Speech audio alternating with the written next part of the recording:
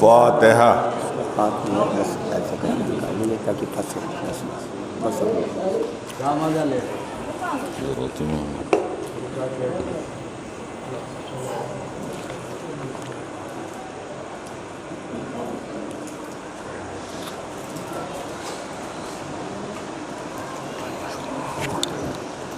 اعوذ باللہ السمیع العلیم من الشیطان اللعین الرجیم.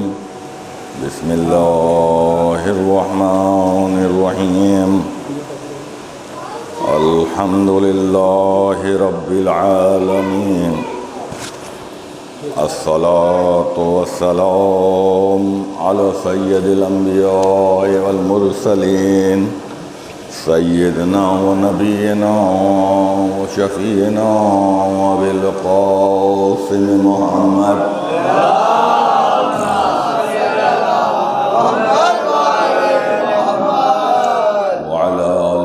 طیبین الطاہرین المعصومین المظلومین.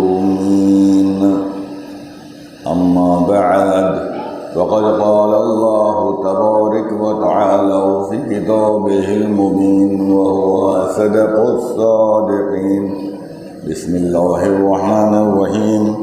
وما خلقت الجن والانس الا لیعبدون. صلی اللہ علیہ وسلم.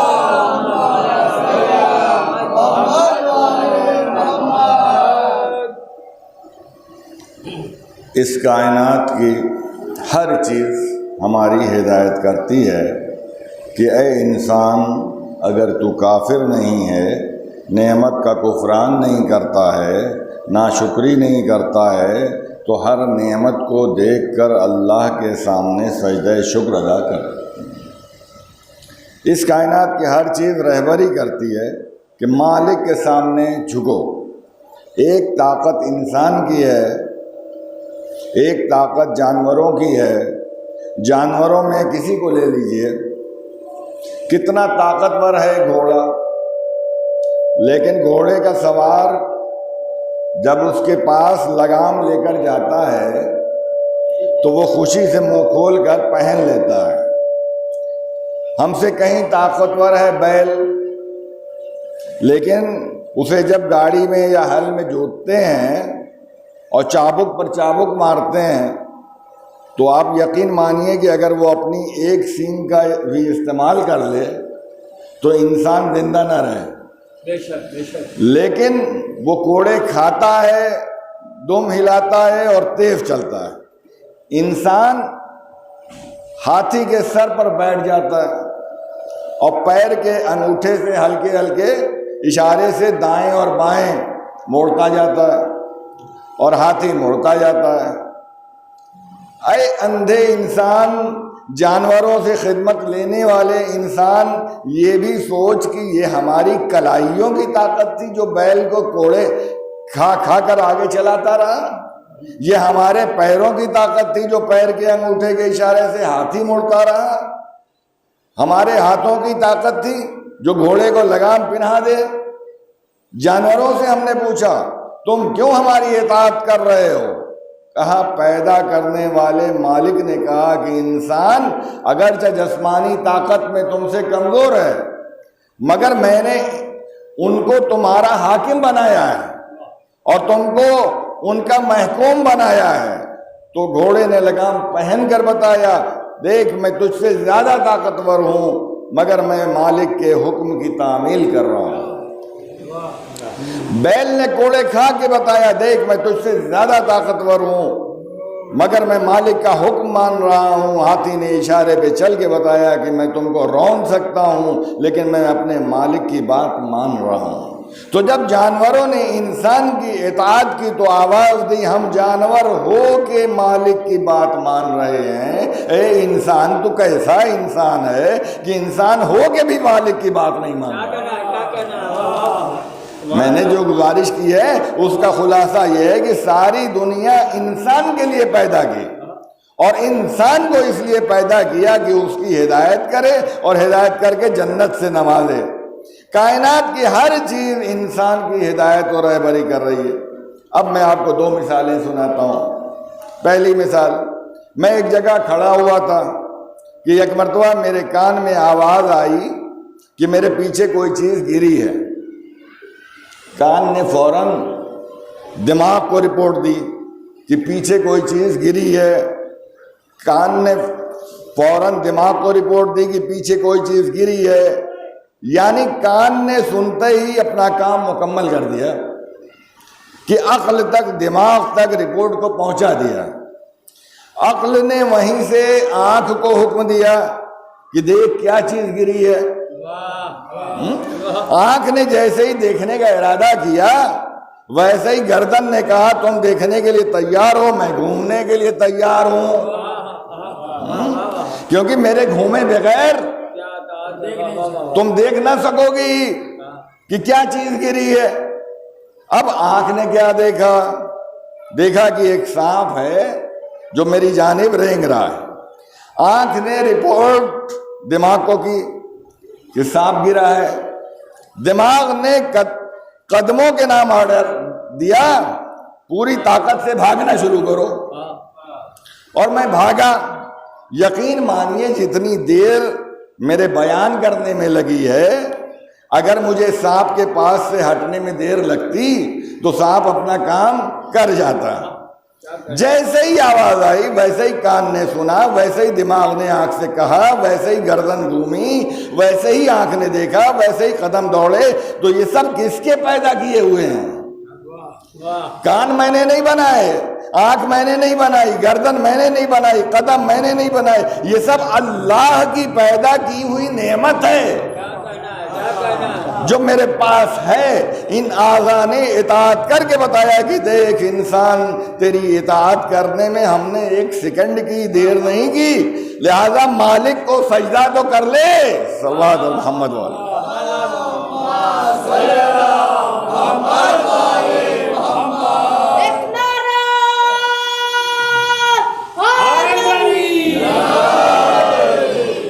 اور یہیں پر یہ بھی غور کریں کہ کتنا چست اور مستحکم ہے نظام قدرت۔ ذرا سی گڑبڑ ہو جاتی کہ آنکھ دیکھنا چاہتی اور گردن نہ گھومتی۔ خدا نہ خواستہ اگر گردن میں کوئی ایسی تکلیف ہو جائے کہ گردن نہ مڑے، تو آپ بتائیے سارے نظام جسمانی میں خرابی پیدا ہوگی یا نہیں ہوگی؟ معلوم ہوا جو جس کی ڈیوٹی ہے، جو جس کا کام ہے، کرنا ہی چاہیے۔ کان بہرے ہو جائیں، نہ سنیں، تو سانپ ہمارے قدموں سے لپٹ جائے، ہم خود کو بچا نہ سکیں۔ معلوم ہوا اس جسم کے اندر اللہ نے جس حصے کے ذمے جو ذمہ داری رکھی ہے، جو کام رکھا ہے، اس کا یہ فریضہ ہے کہ وہ اپنی ڈیوٹی انجام دے۔ اگر ایک بھی اپنی ڈیوٹی انجام نہیں دے گا تو بقیہ ڈیوٹی انجام دینے والے بھی ناقص و ناکارہ ہو کے رہ جائیں گے۔ یاد رکھو کہ سماج میں کچھ عالم ہیں، کچھ جاہل ہیں، کچھ غریب ہیں، کچھ امیر ہیں، کچھ شہر ہیں، کچھ بستیاں ہیں، کچھ اولاد ہیں، کچھ والدین ہیں، کچھ بھائی ہیں، کچھ بہنیں ہیں۔ یہ سب جب اپنی اپنی ڈیوٹی ٹھیک سے کریں گے تو سماج میں سیدھا راستہ پیدا ہوگا، اور کوئی ایک بھی اپنا کام چھوڑ دے گا تو وہیں سے نظام میں خلل پیدا ہو جائے گا۔ صلوات بر محمد۔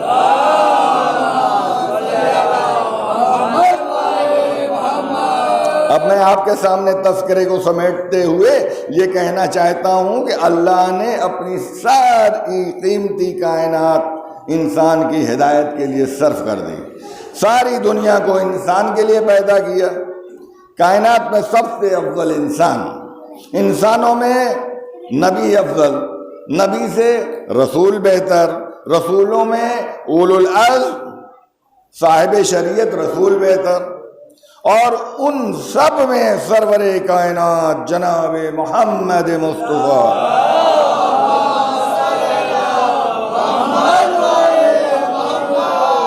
بہتر۔ اور جیسی عظمت و درجہ ختمی مرتبت کا ہے وہی درجہ و فضیلت آل محمد کا ہے صلی اللہ علیہ وسلم۔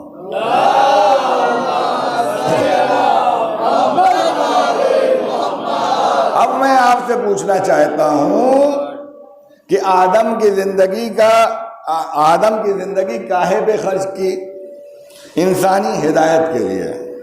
نوح نے 600 سال تک پتھر کھائے، کس لیے کھائے؟ انسانوں کی ہدایت کے لیے کھائے۔ جلتی آگ میں کودنے کے لیے ابراہیم کس لیے تیار ہو گئے؟ اسی انسان کی ہدایت کے لیے تیار ہو گئے۔ جناب زکریا کا سر آرے سے چیرا گیا، کس مقصد کے لیے؟ جناب زکریا نے قربانی دی، اسی انسان کی ہدایت کے لیے پیش کی۔ جناب موسیٰ کو اپنا وطن چھوڑ کے دوسرے ملک میں بے وطن رہنا پڑا، کس مقصد کے لیے؟ اسی انسان کی ہدایت کے لیے۔ جناب سرور کائنات محمد مصطفیٰ صلی اللہ علیہ وسلم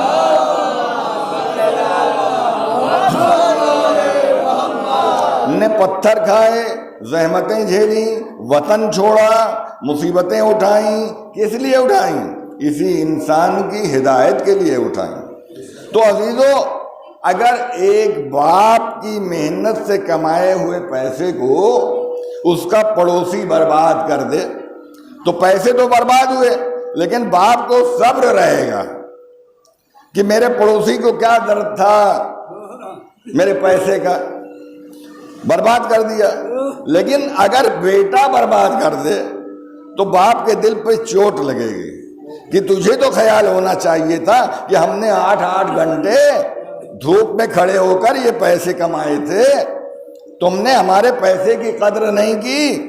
تو عزیزان محترم، جنہوں نے اللہ کو مانا نہیں، جنہوں نے انبیاء کو مانا نہیں، جنہوں نے اماموں کو مانا نہیں، اگر ان کی نگاہ میں ہدایت کرنے کی کوئی قیمت نہیں، اگر ان کی نگاہ میں دین کی کوئی قیمت نہیں ہے، تو کم از کم ہم جو کلمہ گو ہیں، ہم جو نبی اور نبی کے ماننے والے ہیں، ہم سے یہ نبی پوچھ سکتے ہیں، ہم سے یہ علی پوچھ سکتے ہیں، ہم سے یہ آل محمد پوچھ سکتے ہیں کہ ہم نے اپنا سارا ذخیرہ انسانی ہدایت پر خرچ کر دیا، پھر تم نے ہماری قیمت کیوں نہیں پہچانی؟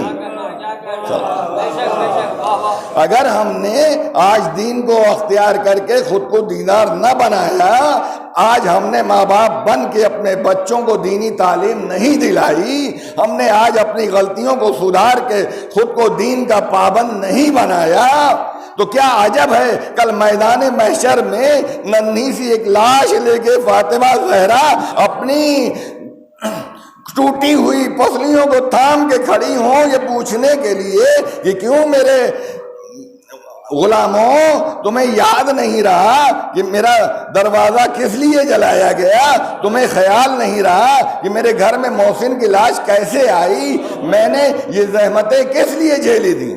تمہاری ہدایت کے لیے جھیلی تھی۔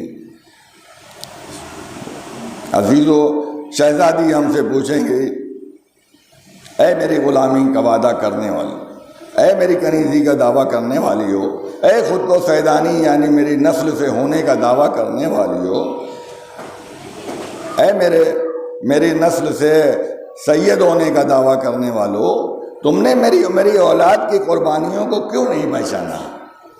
تو انہیں کیا جواب دو گے؟ لہٰذا میں آپ سے ایک جملہ کہنا چاہتا ہوں کہ جن کے دلوں میں نبی اور آل نبی کی محبت نہیں ہے وہ ہدایت کی قیمت نہ پہچانے، مگر ہم عزادار امام، ہم غم مظلوم کربلا کرنے والوں کو آل محمد کی قربانیوں کو پہچاننا چاہیے۔ اور میں اپنے کلام کے آخر میں یہ بھی کہتا چلوں کہ آج سب سے بڑی ضرورت ہے کہ ہم اپنے بچوں کو ساری باتوں کو بتانے سے پہلے دین کی تعلیم دے دیں، ورنہ کیا عجب ہے کل میدان محشر میں گود میں علی اصغر کی لاش لیے کھڑی رباب ملے، اس طرح رباب ملے کہ اس کی انگلی پکڑے ہوئے سکینہ ہو، سکینہ کے چہرے پہ تماشے کا نشان ہوگا، اصغر کا گلا چھیدا ہوا ہوگا، ہم سے سوال کرے کہ اے میرے اصغر کا ماتم کرنے والوں، میں نے جس دین کو بچانے کے لیے اپنے اصغر کو قربان کر دیا، اس دین کی تعلیم تم نے اپنے بچوں کو کیوں نہیں دی؟ ہو سکتا ہے کہ اجڑی گود والی رباب یہ فریاد کرے کہ جس دین کے لیے میری بچی قید خانہ شام میں عالم غربت میں انتقال کر گئی تھی، تم نے اس دین کو اپنی بچیوں تک کیوں نہیں پہنچایا؟ بس ازاداروں، حسین کی قربانی نے دین بچا لیا۔ حسین نے بہت کچھ قربان کیا، عباس کو قربان کیا، علی اکبر کو قربان کیا، حسین نے 6 مہینے کے اصغر کو قربان کیا، حسین نے سکینہ کو قربان کیا، حسین نے اپنے گلے پہ خنجر چلوا دیا، سب کچھ قربان کر دیا۔ یا ابا عبداللہ الحسین، لاکھوں سلام۔ مولا معمولی بات نہیں ہے جوان کے سینے سے نیزے کی یعنی کو کھینچنا۔ خدا کسی باپ کو یہ مصیبت نہ دکھلائے، مولا یہ بہت بڑی مصیبت ہے کہ بھتیجے کا لاشا اکیلے اٹھایا، لیکن مولا ان سب مصیبتوں کے ساتھ ساتھ کم از کم آپ کا ایک بیٹا بچا تو، زین العابدین علیہ السلام، چوتھے امام بچ تو گئے کہ جن کے ذریعے آج آپ کی نسل باقی ہے۔ مولا اے حسین، آپ کی قربانیوں پہ لاکھوں سلام، لیکن میدان قربانی میں آپ کی بہن زینب کبریٰ آپ سے 2 قدم آگے ہمیں دکھ رہی ہے۔ مولا آپ نے 2 بیٹے قربان کیے مگر ایک بیٹا بچ تو گیا، لیکن ذرا زینب کی گود کو تو دیکھیے، ارے زینب کی نسل منقطع ہو گئی۔ زینب کے تو 2 ہی بیٹے تھے نا، اون و محمد، ایک کا نام ہے اون، ایک کا محمد، لیکن زینب نے اپنے دونوں بیٹے آپ پر قربان کر دیا۔ اب صبح قیامت تک حسین کی نسل کے لوگ تو دکھیں گے۔ ارے دنیا میں جتنے بھی یہ سادات ہیں یہ نسل حسینی سے تو ہیں، لیکن کوئی سید زینب کی نسل کا نہیں ملے گا۔ اس کی وجہ یہ ہے کہ زینب نے خالی بیٹے نہیں قربان کیے، ارے زینب نے اپنی پوری نسل قربان کر دی۔ جزاکم ربکم، خدا آپ کو سلامت رکھے رونے والوں۔ میں محرم میں رونے کی درخواست کسی سے نہیں کرتا، اس لیے کہ رلاتی تو محبت ہے نا، آپ کے دل میں جتنی محبت ہوگی آپ اتنا روئیں گے۔ ہنسایا تو زبردستی جا سکتا ہے مگر کسی کو رلایا زبردستی نہیں جا سکتا۔ لیکن آج میں اتنا ضرور کہوں گا کہ ذرا کلیجوں کو سنبھال کر سنیے گا۔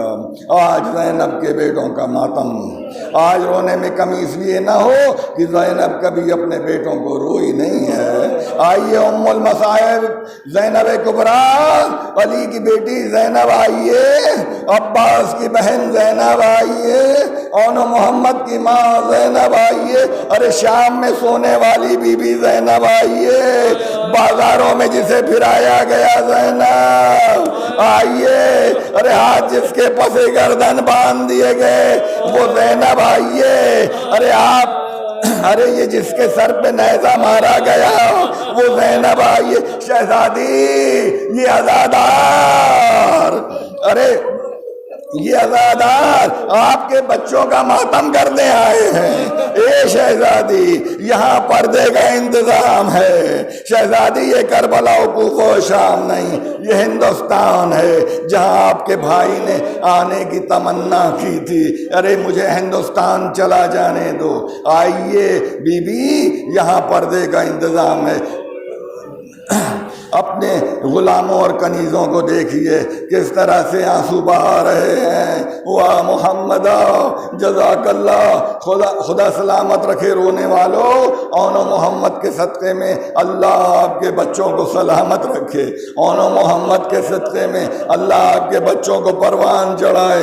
زینب اپنے بچوں سے بہت پیار کرتی تھی۔ شب عاشورا یہ دیکھیے مصروف ترین رات تھی زینب کی، لیکن اس رات میں بھی جب ایک مرتبہ حسین خیموں کا معائنہ کر رہے تھے تو کیا دیکھا؟ زینب اپنے دونوں بیٹوں کے سروں کو اپنے زانوں پہ رکھے ہوئے کبھی اون کی پیشانی چوم رہی ہیں، کبھی محمد کی پیشانی چوم رہی ہیں۔ میرے لال، ماں نے بڑی محنت سے تمہیں پالا ہے، یہ تو ماں ہی جانتی ہے کہ اولاد کو وہ کتنی محنت سے پالتی ہے۔ باپ کو اس کا احساس نہیں ہوتا مگر ماں کو اس کا احساس ہوتا ہے۔ بچہ جب سے شکم مادر میں آتا ہے ماں بچے کی خدمت کرنا شروع کر دیتی ہے، اور جب تک ماں زندہ رہتی ہے اپنے بچے کی خدمت کیا کرتی ہے۔ اگر بچہ 80 سال کا بوڑھا بھی ہو جائے اور ماں زندہ ہو تو بچہ ماں کے سامنے بچہ ہی رہتا ہے، ہمیشہ ماں بچے کا خیال رکھتی ہے۔ عزادارو، اب میں کس طرح سے مصیبت عرض کروں۔ اے زینب لاکھوں سلام، روز عاشور آئی، لاشوں پہ لاشیں آنے لگے۔ اب زینب بار بار کہہ رہی بھیا میرے بیٹوں کو بھی اجازت دو بھیا۔ حسین کہہ رہے بہن زینب۔ عزادارو، آج بھی بھائی اپنی بہن کا خیال رکھتے ہیں نا۔ حسین یہ چاہ رہے تھے کہ پہلے علی اکبر جدا ہو جائیں، پہلے میں علی اصغر کی قبر بنا لوں، کہیں ایسا نہ ہو کہ مدینے میں عبداللہ یہ کہہ دیں کہ علی اکبر کو بچا لیا اور محمد کو قربان کر دیا۔ عزادارو، ایک مرتبہ حسین نے کیا دیکھا؟ حسین کے دونوں کمسن بھانجے کمر میں تلواریں لگائے ہوئے امام کی خدمت میں آ رہے ہیں۔ مامو جان ہمیں مرنے کی اجازت دیجیے۔ حسین نے کہا بیٹو پہلے اپنی ماں سے تو اجازت لے لو۔ ارے اتنا کہنا تھا کہ خیمے سے آواز آئی بھیا ارے یہ کمر میں تلواریں ہم ہی نے باندھی ہے، اے بھیا اماں کا واسطہ، اے بھیا میرے بیٹوں کو واپس نہ کرو۔ حسین نے رخساروں کے بوسے لیے، 2 گھوڑے منگوائے، ایک گھوڑے پر اون کو بٹھالا، ایک گھوڑے پر محمد کو بٹھالا۔ کہا شہزادو بڑی ہوشیاری سے جنگ کرنا، اور بیٹو دیکھو تم خاندان بنی ہاشم سے تعلق رکھتے ہو، تم جعفر طیار کے پوتے ہو، تم حیدر کرار کے نواسے ہو، میرے بیٹو دادا و نانا کے خون کا اثر دکھا دو۔ کہا اجازت تو دیجئے۔ بچے گئے، آگے بڑھ کر اپنے گھوڑوں کو روکا، بھائی نے بھائی سے گفتگو کی اور کہنے کا مطلب یہ تھا کہ دیکھو آخری صف پر نظر رہے اور ہماری کوشش یہ رہے کہ ہم عمر سعد کو قتل کر دیں۔ کہا ٹھیک ہے۔ تیر کی طرح دونوں شہزادے آگے بڑھے۔ ارے وہ سمندر نما لشکر یزیدی الامان الامان کی صدائیں آنے لگی، لیکن ظالموں نے ظلم یہ کیا کہ دونوں بھائیوں کو ایک دوسرے سے جدا کر دیا، اور ایک طرف اون لڑ رہے ہیں، دوسری طرف محمد لڑ رہے ہیں۔ ایک بھائی دوسرے بھائی کو آواز دے رہا ہے، لیکن ایک مرتبہ مقتل سے آواز آئی اماں میرا سلام۔ ارے یہ باپ کو کیا پکارتے؟ اس لیے کہ باپ تو مدینے میں بیمار تھا۔ اللہ اکبر۔ ماں تو خیمے سے نہیں نکلی، لیکن ماں کو خبر مل گئی کہ میرے لال مارے گئے۔ عباس و علی اکبر دوڑے، حسین دوڑے، اور محمد کے لاشیں آ رہے ہیں۔ زینب کو پرسہ دے لیجئے، دل کھول کر آنسو بہا لیجئے۔ لاشیں آ رہے ہیں زینب کے بیٹوں کے۔ علی اکبر ایک لاش اٹھائے ہیں، عباس دوسرا لاشا اٹھائے ہیں، حسین آگے آگے ہیں۔ ارے ایک بھائی بہن سے کیسے کہے کہ بچے مارے گئے؟ آواز دی زینب۔ سیدانیوں نے زینب کا بازو پکڑا۔ زینب نے کہا میرا بازو چھوڑ دو، مجھے معلوم ہے میرے بیٹوں کے لاشیں آ رہے ہیں، مجھے معلوم ہے میرے بیٹوں نے جام شہادت بھی لیا، میں اپنے بیٹوں سے خوش ہوں۔ زینب نے سیدانیوں کو ہٹایا، در خیمے پہ آ کے کھڑی ہو گئیں۔ ایک لاشے کو لیا، زمین پر قبلہ رخ لٹایا، دوسرے لاشے کو لٹالا، دونوں لاشوں کے درمیان سر کو سجدے میں رکھا۔ پروردگار تیرا شکر ہے کہ زینب کی محنت کام آ گئی۔ فرعون کے سینے پر ایک ہاتھ رکھا، محمد کے سینے پر دوسرا ہاتھ رکھا، تھوڑا سا دبایا اور ہلایا، اور ہلانے کے بعد کہا میرے بیٹو ماں تم سے راضی ہو گئی۔ بس 1 سے 2 منٹ کے اندر مجلس تمام ہو رہی ہے۔ زینب کو پرسہ دے لیجئے۔ آج میں اس لیے کہہ رہا ہوں کہ زینب اون و محمد پر روئی نہیں۔ روز عاشور گزر گیا، زینب نہیں روئیں۔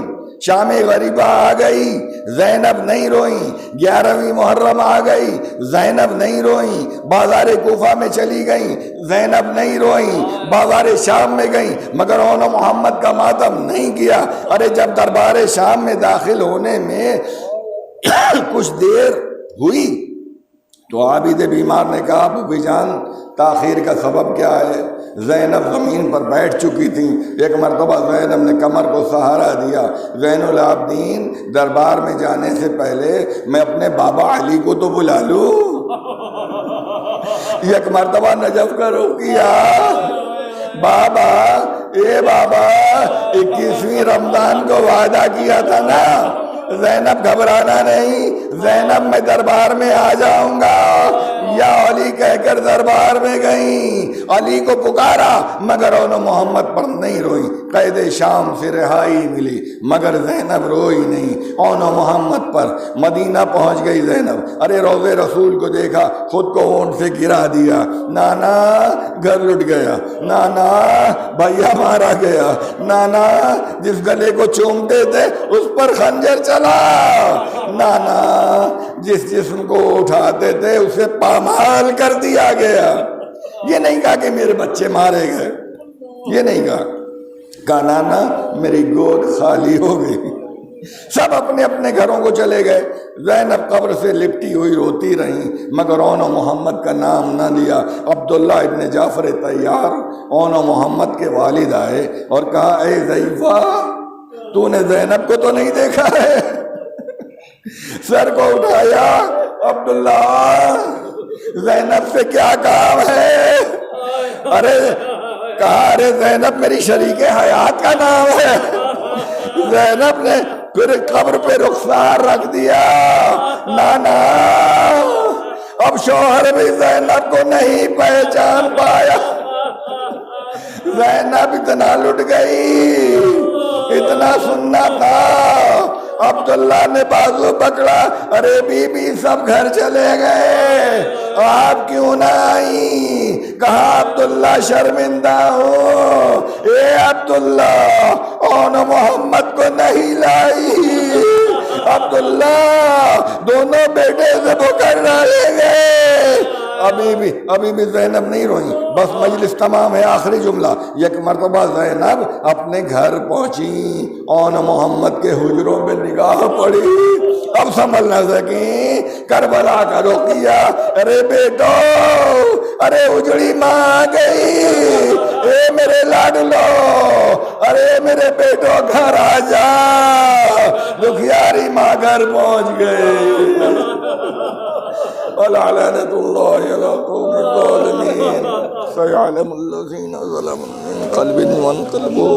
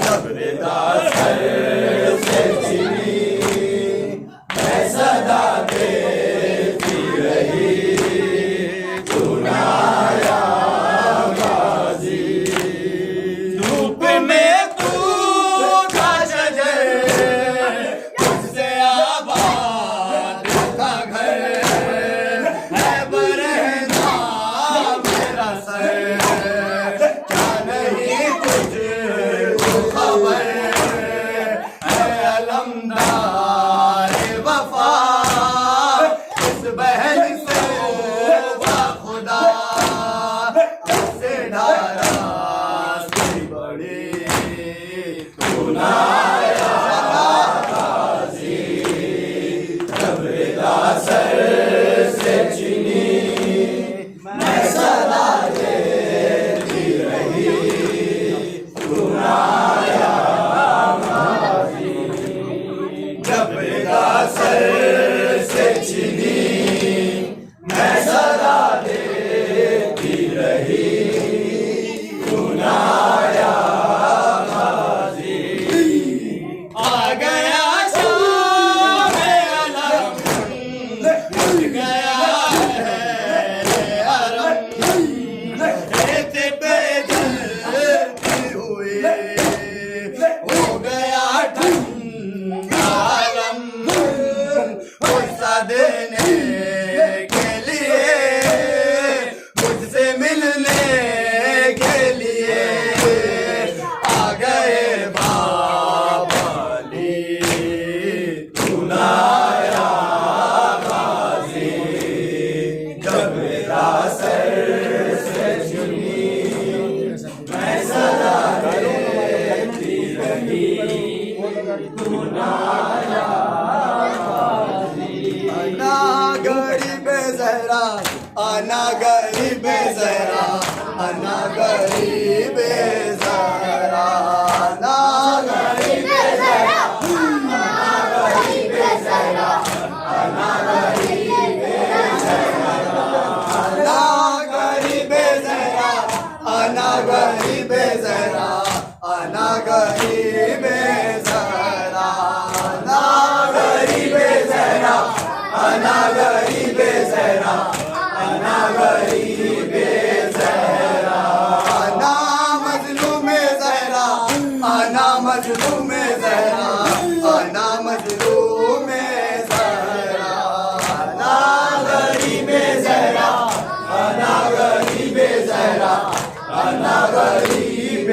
जहरा मिलेगा गरीब सा उम्र हमारी रुकी हुई है नजर के आगे धुआं धुआं है हवा की मैयत पड़ी हुई है खबर पे करते थे शबीर रसिया ना गरीब जहरा ना गरीब जहरा ना गरीब जहरा ना गरीब जहरा ना गरीब जहरा ना गरीब जहरा ना गरीब जहरा ना गरीब जहरा ना गरीब जहरा ना गरीब जहरा ना गरीब जहरा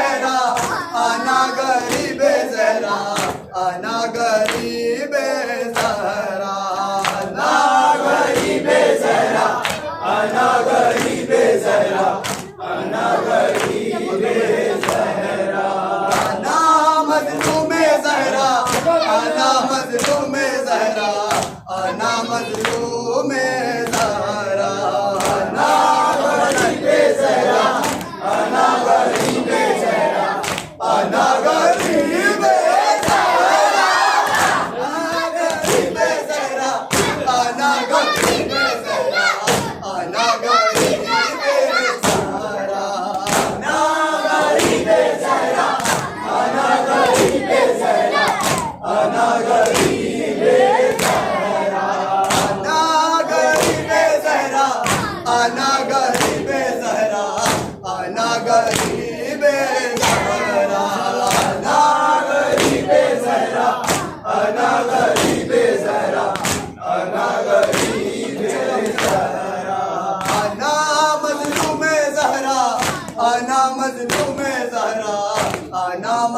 मजलूम ज़हरा, आना गरीब ज़हरा, आना गरीब ज़हरा, आना गरीब ज़हरा, आना मजलूम ज़हरा, आना मजलूम ज़हरा, आना मजलूम ज़हरा, आना गरीब ज़हरा, आना गरीब ज़हरा, आना गरीब ज़हरा, आना मजलूम ज़हरा, आना मजलूम ज़हरा, आना मजलूम ज़हरा, आना गरीब ज़हरा, आना गरीब